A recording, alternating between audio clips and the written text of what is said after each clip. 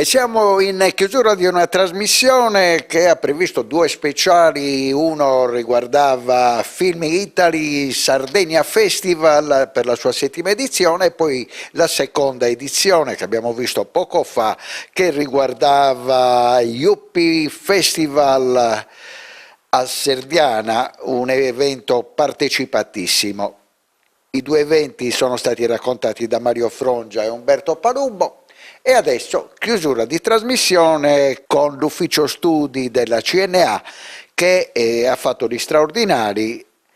Oggi ha varato un report sull'export, il 20 di giugno invece un altro che riguardava la nostra economia e l'eccellenza del settore turistico su tutti.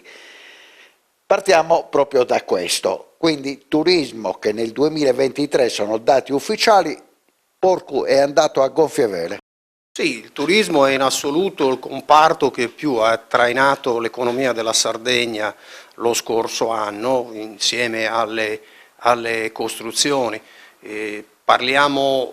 Noi nel report affrontiamo il tema e facciamo un consuntivo dell'annualità 2023, ci spingiamo anche a fare qualche analisi sulla scorta di quanto accaduto nel primo trimestre del 2024. 2023 15,7 milioni di presenze, una crescita del 6,5% sul 2022 che pure era stato, soprattutto nella parte finale, un anno veramente sorprendente e soprattutto abbiamo recuperato i livelli pre-pandemici del 2019 superandoli in termini percentuali di quasi il 7%. Soprattutto la componente internazionale che già avevamo visto con un forte recupero nell'annualità 2022 cresce nel 2023 del 13% e ovviamente ci consente di commentare un risultato che è veramente significativo. Nel report ci occupiamo anche di comparare l'andamento del mercato turistico isolano con quanto accade con i nostri competitor, sia per quanto riguarda le regioni italiane che i competitor nell'area mediterranea. E a livello nazionale la Sardegna cresce, ma per la verità un po' meno rispetto all'Abruzzo, rispetto alla Puglia e alla Sicilia.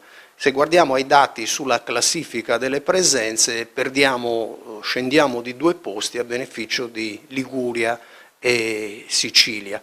Per quanto invece riguarda la comparazione internazionale sui nostri competitor sull'area del Mediterraneo, rimane un dato di medio-lungo periodo, abbiamo margini di crescita davvero significativi e importanti da poter cogliere negli anni perché intercettiamo solo il 5,6% dei flussi complessivi.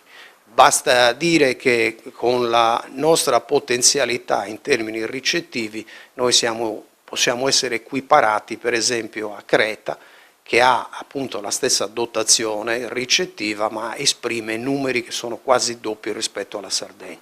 E poi nel report, nella parte finale, prestiamo un po' attenzione e segnaliamo gli aspetti su cui da un punto di vista della prospettiva bisognerebbe davvero investire e mandare avanti una pianificazione programmata per fare dell'industria della Sardegna veramente un'industria a tutti gli effetti in grado di cogliere risultati che sono alla portata del nostro sistema produttivo. Il dato 15 milioni e 700 mila presenze non tiene conto delle case vacanza e degli affittacamere. Questo è uno degli altri aspetti che segnaliamo. Noi da tempo abbiamo compiuto un'indagine mirata e sappiamo che la capacità ricettiva del turismo residenziale, quella a cui lei faceva riferimento, è praticamente quasi pari all'offerta ufficiale. Quindi da un punto di vista della prospettiva si pone la necessità di adottare politiche che possano far riemergere questo sommerso e quindi veicolare una domanda per farla rientrare nei flussi regolari.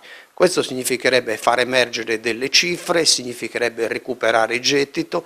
Noi abbiamo necessità di investire, quindi servono risorse e quindi dobbiamo investire per modernizzare il settore, dobbiamo farlo su diversi versanti come segnaliamo da tempo, sulla formazione, sia per quanto riguarda gli imprenditori che sulle maestranze, investire sull'innovazione, sul sistema dei trasporti, grande tema, connettere porti e aeroporti, efficientarli, ma non solo, preoccuparci anche di potenziare la mobilità interna.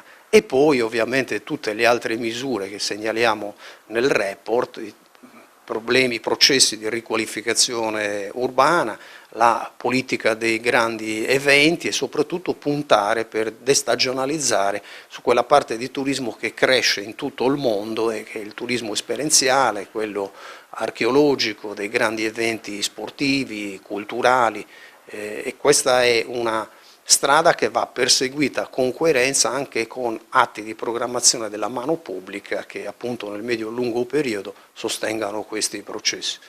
Secondo il report varato stamane, dove si parla di export, è chiaro che per l'82% continua a dominare il petrolio, la raffinazione, per il resto si segnalano balzi in avanti dell'agroalimentare, soprattutto dell'olio sardo e dei prodotti dell'enologia. Sì, è vero, anche qui analizziamo l'andamento del 2023, la parte diciamo iniziale, il primo trimestre del 2024, archiviamo un anno, il 2023, non molto positivo, perché pure al netto degli idrocarburi la contrazione è stata del 13%, i primi segnali del 2024 sono positivi, soprattutto è il settore, come dire, dell'agroalimentare che viene trainato dai prodotti lattiero-caseari e soprattutto dal pecorino romano che nel corso dell'ultimo biennio vede il prezzo medio attestarsi intorno ai 13 euro a chilogrammo dopo le punte di 15 euro toccate negli anni scorsi, ma qui segnaliamo un primo elemento, una visaglia, campanello d'allarme perché crescono, come dire, il valore, ma c'è un ridimensionamento dei volumi esportati.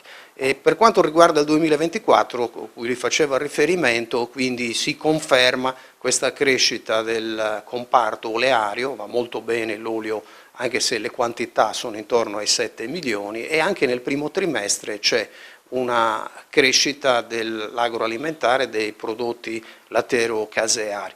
Rimane come sfondo l'elemento complessivo di criticità legato al fatto che la nostra capacità, la nostra vocazione all'export è davvero molto bassa e qui occorrono appunto anche qui politiche di lungo periodo, basti pensare che noi al netto degli idrocarburi il settore manifatturiero concorre per il 3,8% e 13% per il resto delle regioni meridionali, non parliamo del centro-nord, e il concorso che dà il manifatturiero al PIL siamo nell'ordine del 5,5%, la metà del contributo che viene dato nelle altre regioni meridionali. Quindi strada da fare ne abbiamo e occorre far crescere la competitività delle nostre imprese, investire molto nei processi aggregativi e soprattutto nelle filiere.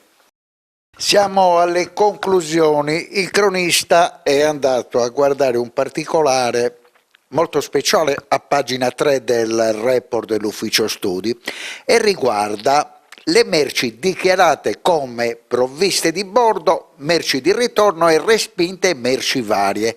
Siamo passati da un dato di 11 milioni del 2018 e siamo arrivati addirittura a 139 milioni nel 2022.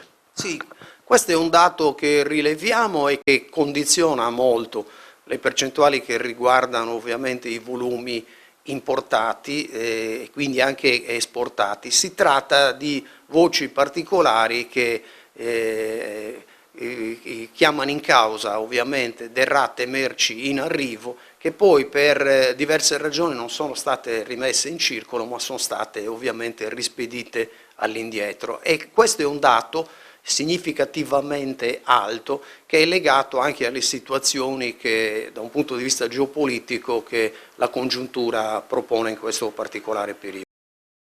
Grazie davvero Francesco Porcu. Si conclude qui la fase invernale, autunnale, primaverile di Panorama Sardo. Dalla prossima settimana esordisce per 10 puntate la fase estiva. Quindi ci vediamo fra 7 giorni, cambierà qualcosa. Io ringrazio Francesco Porcu, complimenti per il vostro lavoro dell'Ufficio Studi. Un'ultima curiosità, una valutazione del lavoro di Alessandra Tode e della sua squadra dopo i primi 4 mesi. Siamo insomma alle fasi iniziali, la Giunta e il Governo regionale, la Presidente in queste prime settimane si sta occupando degli elementi di emergenza e quindi prioritariamente si sta concentrando sulle misure che riguardano la sanità, che in questi anni è stata uno degli elementi di criticità più forti. Il settore è stato davvero devastato. Abbiamo ricordato nelle scorse settimane che una percentuale significativamente alta, la più alta tra le regioni italiane, vede i sardi rinunciare alle cure, e poi ovviamente i provvedimenti che riguardano le rinnovabili, l'energia. Quindi nelle prossime settimane ci aspettiamo dalla Giunta una capacità di programmazione, di pianificazione nel medio-lungo periodo, anche attraverso un confronto con le associazioni ovviamente di categoria e con le rappresentanze sociali, per andare a costruire quel piano regionale di sviluppo che dovrà dettare le coordinate sugli indirizzi di tutta la legislatura.